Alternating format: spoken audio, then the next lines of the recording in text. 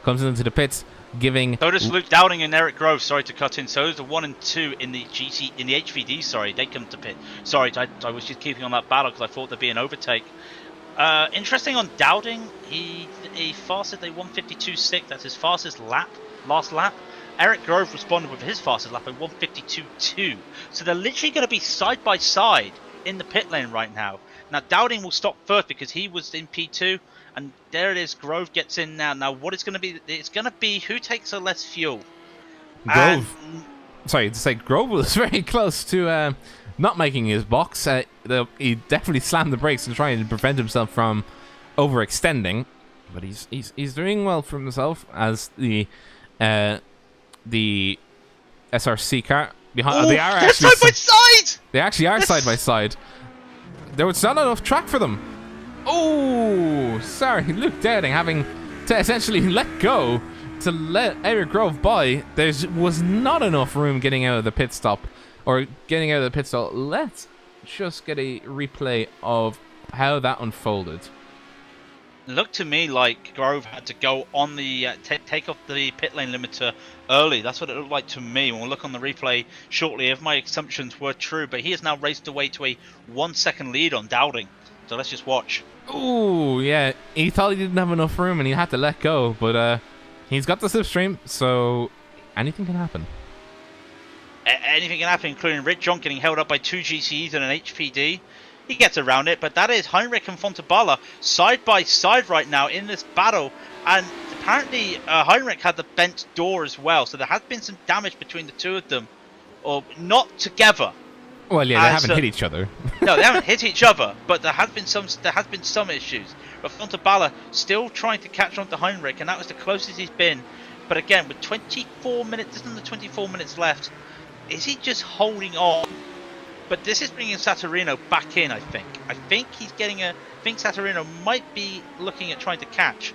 So Fontebala really has to think about this pit stop shortly. And now these guys can go out for a long time on this fuel. I think they've got another, minimum 6 minutes left on this fuel tank, I would have thought. So about 3 more laps. About there. So they can still go quite a way, and that actually might help Fontebala. It might mean that Heinrich will have to pit in 2 laps time and Bruno will have to pit in 3 laps time. We will wait and see. They got Roberto Edouard in 4th in the HPDs as he went into the pit. So good drive there from Edouard, but I think he'll be a little bit back now. Unfortunately, you just got roasted. Don't know what Craig is better at pronouncing names or spotting damage.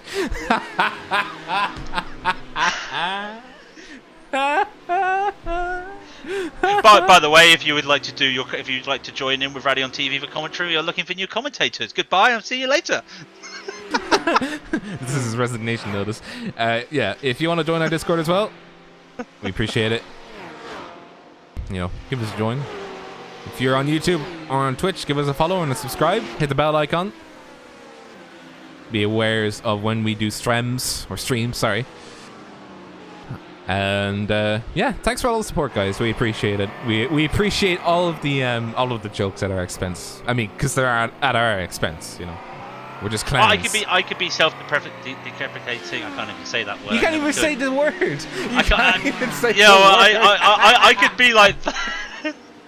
I could be like that to myself, but I don't need to. Everybody does it for me. Self-deprecating. Thank you very much. Self-deprecating. The ability to take a joke at oneself. Self-decapitate.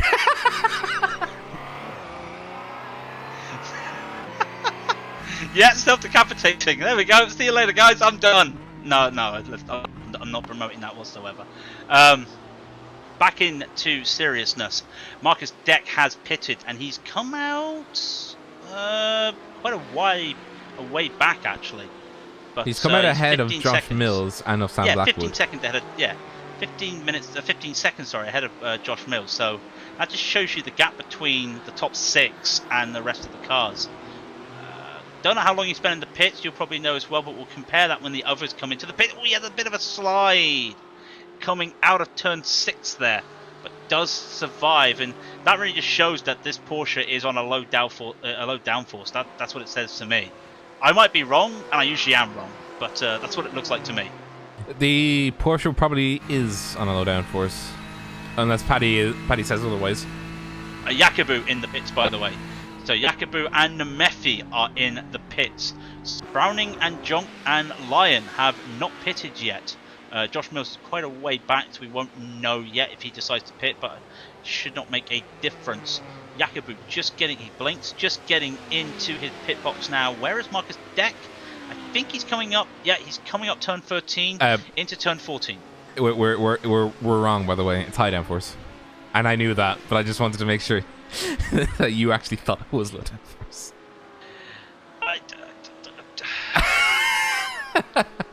Ishmael Yakubu, by the way, blinking in the pits. He's changing out his high. Oh, he's definitely changing out his high vis jacket. He's changing it out a lot. As Spencer Mendy gets ahead of him. Oh, come on, Ishmael, you can do it.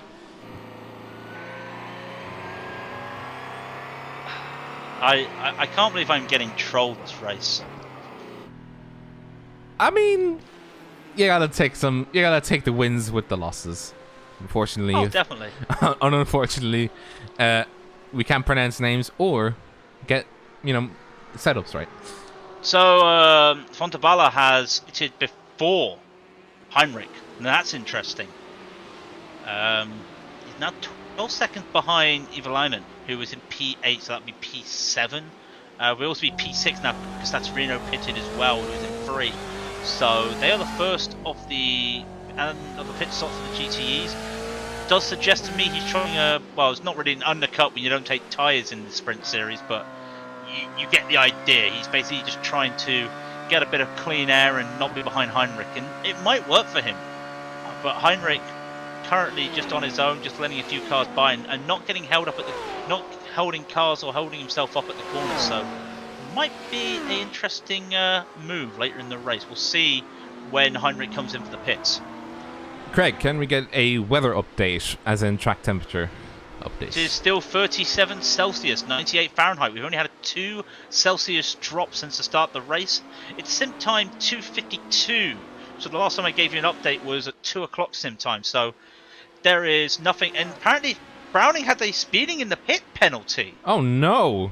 So it means Will Lyons will take third? He's in the pit. He would take P3, but Marcus Deck has come out as well, and now Bent, so he will take P5.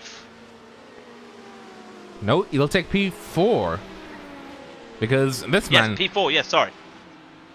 Ishmael Yakubu was able to get... Well, he wasn't not able to get Will Lyon. Will Lyon is now ahead of him by... Oh, Jake has a 40-second stop and hold.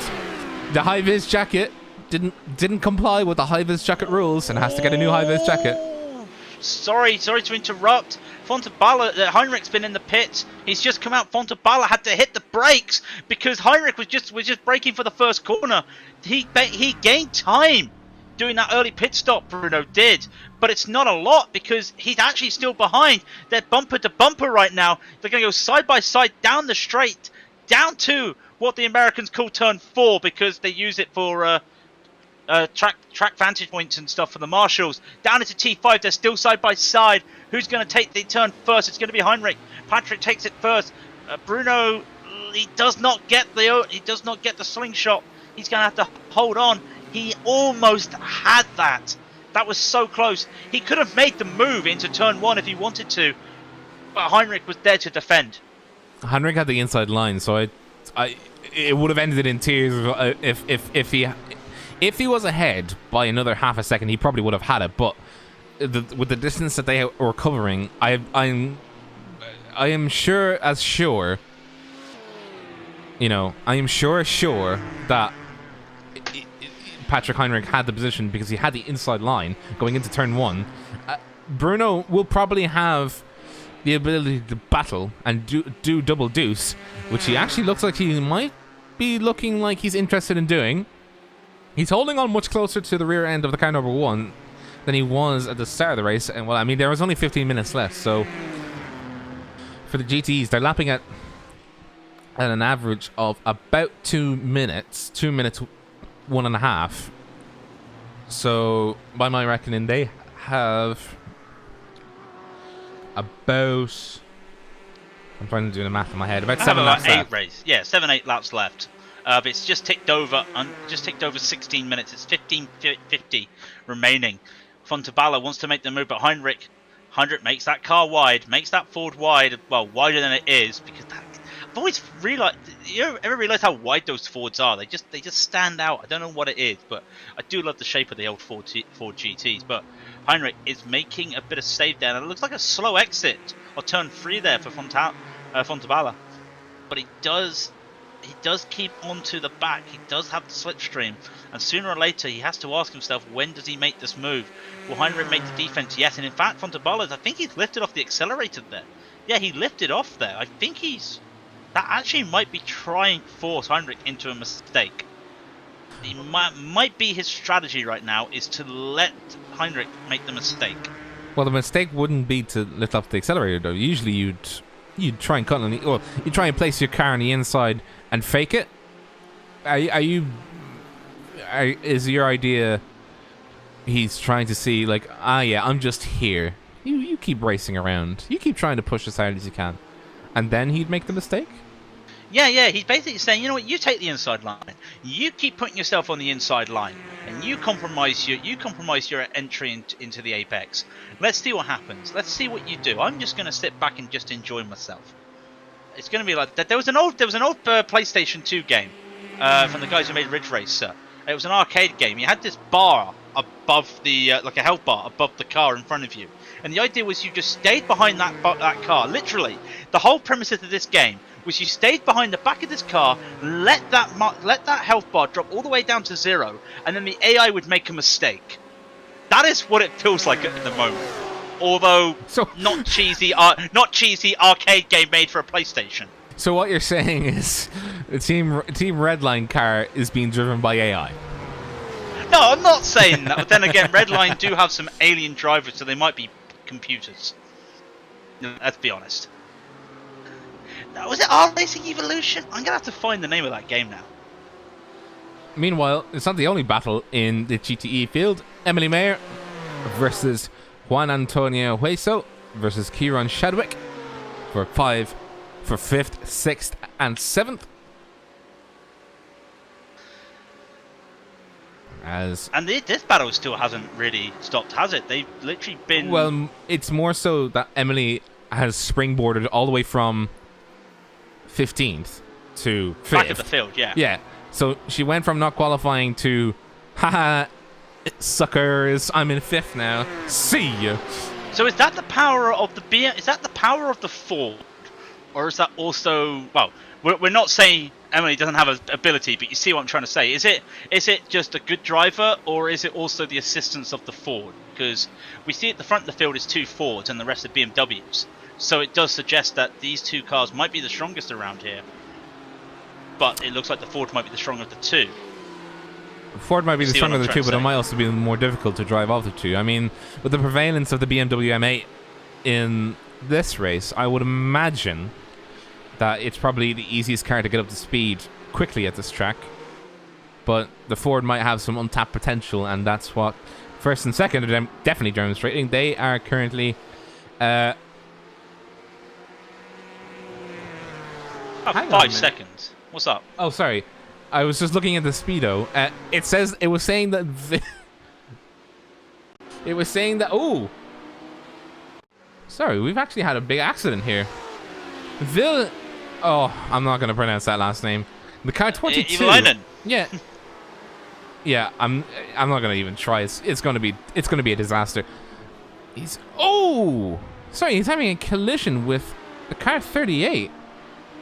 What is that? That's Fodor. Yeah, Fodor. That was P4. That was P4 in the P5. Sorry, that was P4. Sorry, I correct myself again. In the HPDs. So that was the P4 in the HPDs. And does he have much damage? Let's just have a quick look. Not really. No. iRacing strikes again. Rip.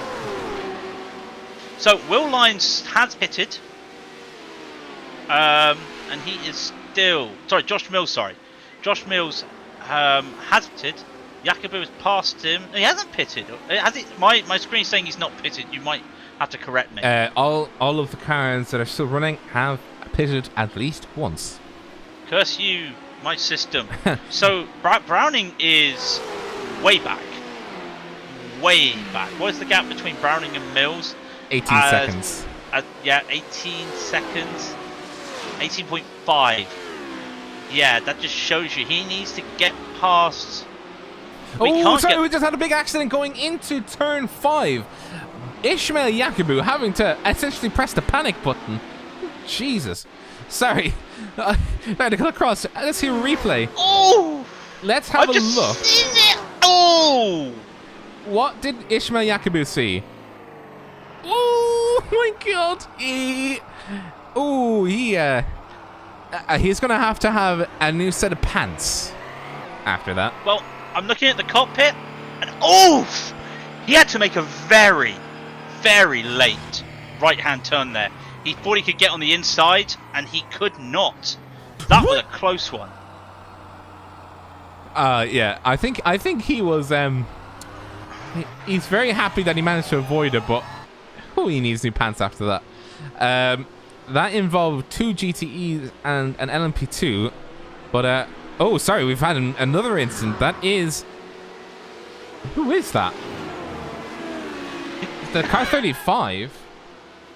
That's 35? Christian Pereira.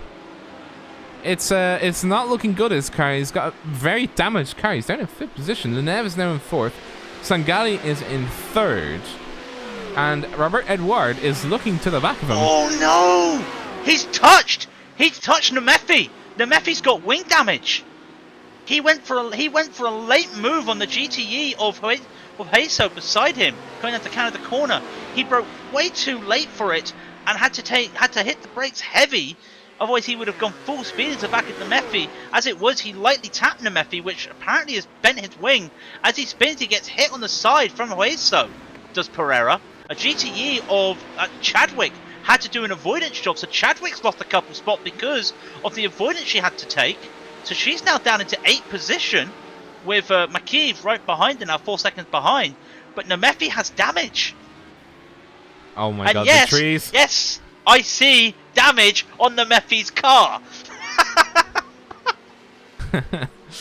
I'm not crazy. Oh, I do. I see a slight bend in the what do you call it, the crumple zone in the back of the car? Yeah, I don't really think a wing is a crumple zone, but I know what you mean. Yeah. But there is definite damage to that wing. It's not looking straight anymore. But oh yeah, his right hand side is quite noticeably not stock. But with less than 8 minutes remaining, Maya was she's still P5. Chadwick was the one that had to make some avoidance. Yeah, it was the BMW. I knew after the fact that it was a BMW, but I thought the same as well. I thought it was I thought Emily Mare was involved, but no, she wasn't. It was just a similar looking Beamer that was actually involved. But Bent's having almost survived. He's not looking too happy out there. Is that Constantine? So it is. Constantine's still running. He's a lap down, but he's still putting in the work. A lap? Might want to rethink that. I think a 3 wide. Stoltenberg is laps down, and he's 8 laps down. Is he trying to unlap himself with Nemefi? Well, actually, this could be big because we were talking about how we could see an RLR 1, 2, 3, 4, 5. Well, Nemefi's got this damage. We'll have to see if that affects top speed whatsoever on this fast track. Well, fast in terms of long straights. Because could this bring Will Lyon into contention? Still has to defend himself from Yakubu. The gap between those two is 1 second. Yakubu trying to catch up there in the RLR with the white on top. So obviously the RLR white. Someone will correct me if I'm wrong, but we'll call it RLR right. That is a tongue twister. High vis jacket's white. To go with that, I have to follow the Rob statement. 1.1 second, 2 cars bookmarked in between the two of them as Yakubu keeps blinking, trying to get by, will get by them, and it's now 0.7, having to use a bit more boost. Still blinking as Will Lyon, he catches up to Will Lyon now, 0.4 of a second. Oh, he used a lot of boost there, and he held on to the boost until he got past the GTE. Good strategy there. just had a bit more for that straight, but also just kept themselves safe and didn't have to do anything like hit the brakes coming into the kink. So Will Lyon battling the blinking Ishmael Yakubu. Hopefully his internet holds. Yoink, yoink. Oh no, I just remembered that would be 3 races in a row if his internet drops. Well, it's not looking too stable, is it? Paddy's saying he might troll at Monza. No comment. I mean, how do you troll at Monza? It's Monza. Simple as, right? Elsewhere elsewhere down the field, the HPDs are pretty much spread out at the moment. We'll keep you up to date if anything happens there. Montaballa in the GTEs though is still on the back of Heinrich. Now last lap, Bruno did a 2:02.450, and Patrick did a 2:02.511. So he's just holding on. But if Heinrich keeps defending, is it going to be like that video game, that iRacing Evolution that I was talking about earlier? We did get the name of the game. Someone in chat, who was it in chat, sorry, that told us. It was Jeffrey Belk told me. I remember that game, it was so good. But I'll reminisce when I'm over this race. Trying to catch up, but there's nowhere for him to really make him move. Because the moment he gets right up to the back of Heinrich, Montaballa has to practically hit the brakes or lift. And now Liniev's in between them. Which won't help him because he's lost a bit more time. Yeah, he's had that. Goes around. Yeah, he's got that car number 20 of Dmitry Linev, essentially bookmarking 2 of them. But he's doing his best because there's not a lot of overtaking places you can get around here that aren't, that are high speeds or like kinks. So you really have to do it under braking at these big corners, like Canada Corner, like Turn 5, like Turn 1. If you're crazy enough, Turn 3. Those are the places you really can make a move. But every time you think about making a move, oh look, here comes Jake Browning in P7. Can't really do anything because he's got an LMP right in front of him. So every time he wants to make a move. You're talking about? Oh no! Oh no! Jake, what have you done? The high-vis jacket. You were the chosen one. No. Did I just do that? Did I just do that? I think I just did that. I think I just did that. You just chased him. The high-vis jacket being thrown onto the tire wall. We've done it again. His car is broke. Oh no, he's still driving it. He doesn't care. He's going to drive it. Welcome to Radion TV, home of the commentator's curse. That is, every race this season, Montaballa wants to make a move. He's got the inside into the 5. He makes the move for the GTEs. He takes the lead with 2 minutes 50 seconds remaining. They'll have two more laps. Sorry, 2 more laps to do this. Heinrich now has to play overtake, and Montaballa has to try and make that Ford bigger than the I-55 on a Friday afternoon. The I-55? Yeah, it's an American reference. It's an American car.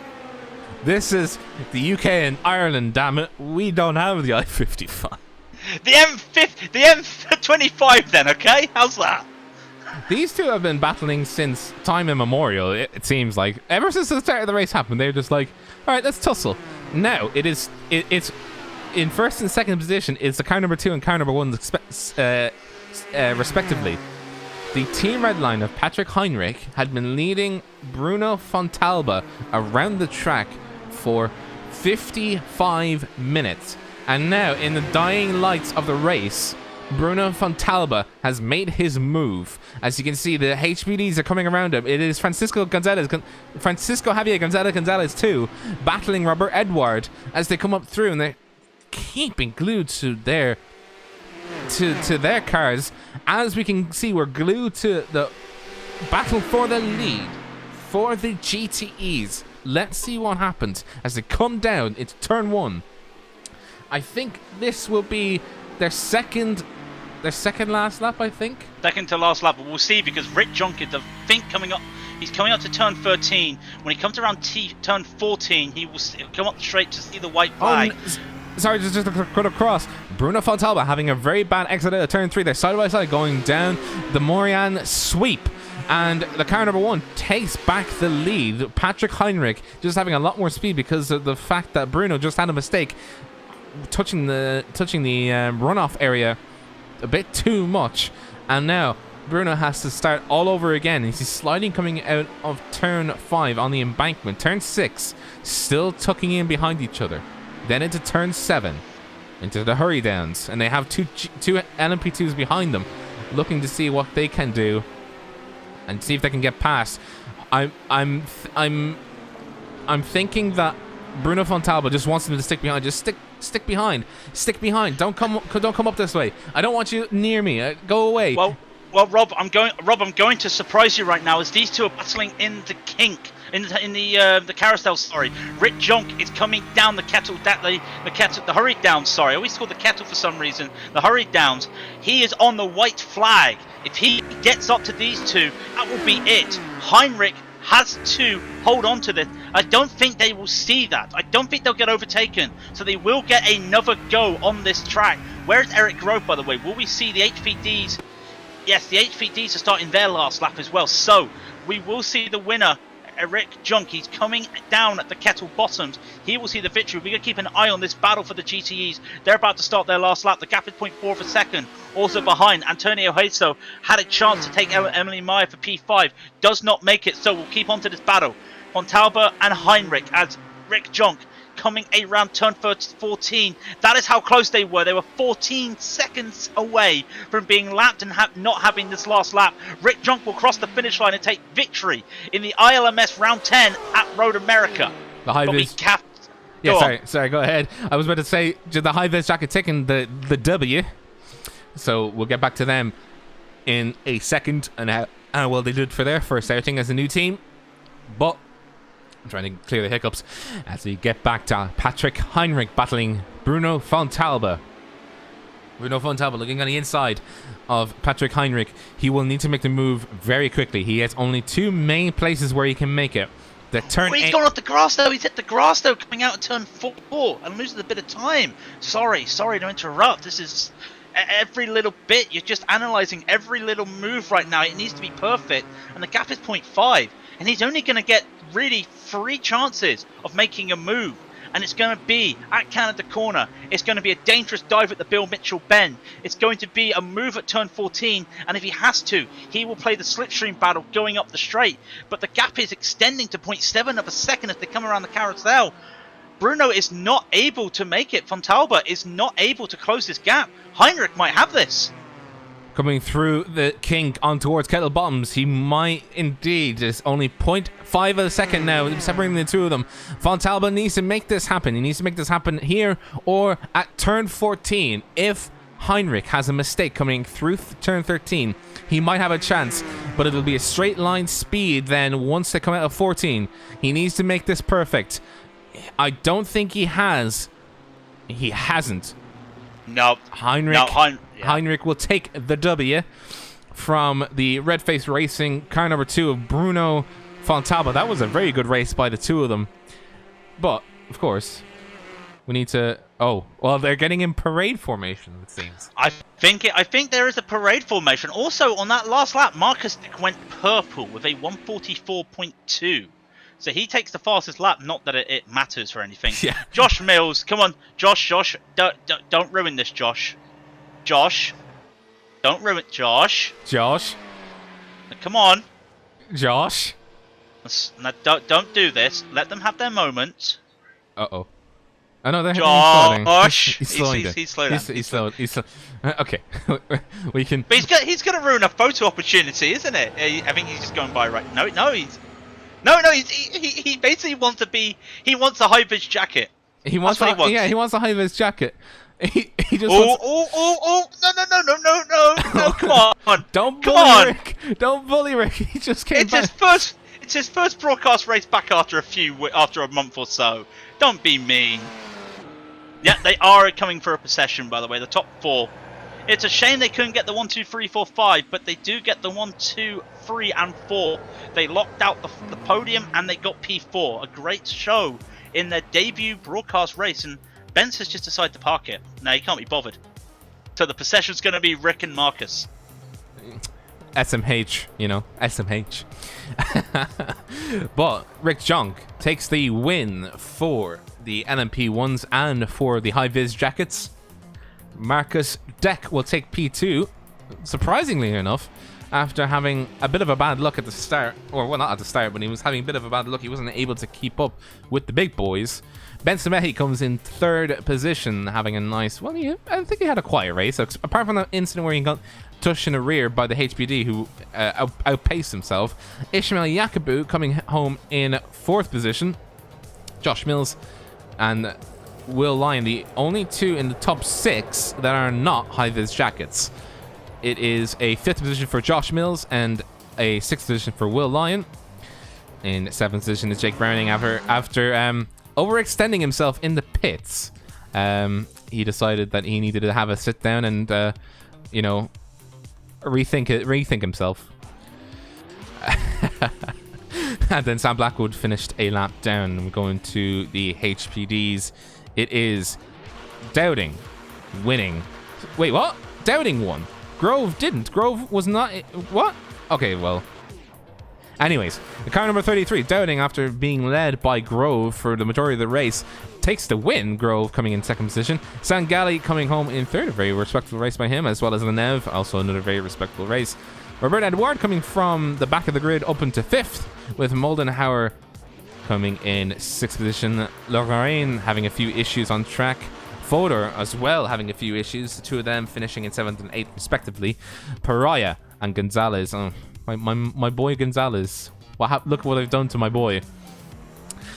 Gonzalez. Yeah, just to give you an update, by the way, Eric Grove, he lost it on the last lap at Canada Corner. It blinked out for me, so I can't see if that was an accident between Dowding and Grove, but he lost it at Canada Corner. So that's what happened there.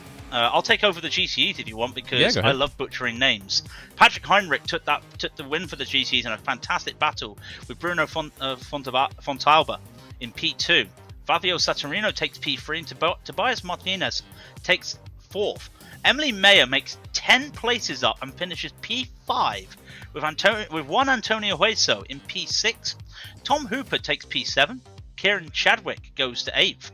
Miriam Makiv takes 9th. Bastian Bomberg with 10th. Gianluca Osthoff is 11th.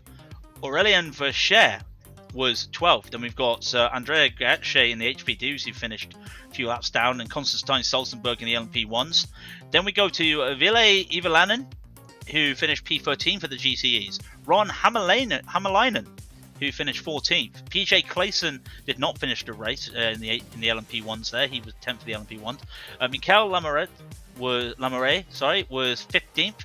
Marcos Stavridra is 16th and last for the GTEs. Then we've got Eric Haig, who finished at the bottom there, 26 laps down from the lead HPD. And then Alex Salmon, who had that moment as well, he finished 33 laps down for the LMP1s.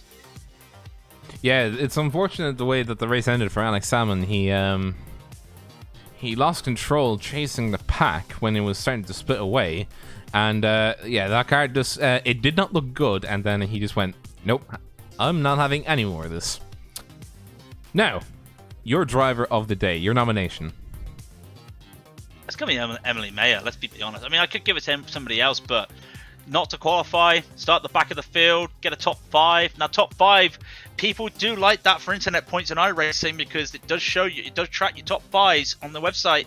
So getting a top 5 is always an achievement, especially when you had to make only 10 places up, you know, because it was a small GTE field of 17 cars, or 16 cars, sorry. But still, 10 places on a track like this in that Ford, just slicing around the BMWs and getting, it was a great performance by Emily. So we look forward to more from Emily, really.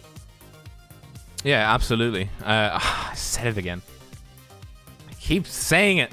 Damn it. I'm gonna have to drink, don't I? It's a drinking game, people. Don't worry. Yeah.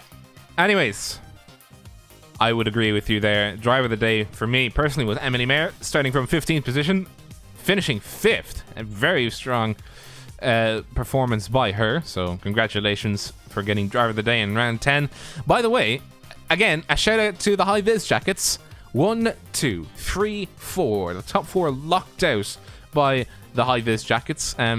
Hopefully they'll be safe on the construction sites of their new pad, because the amount of times they'll just be dominating.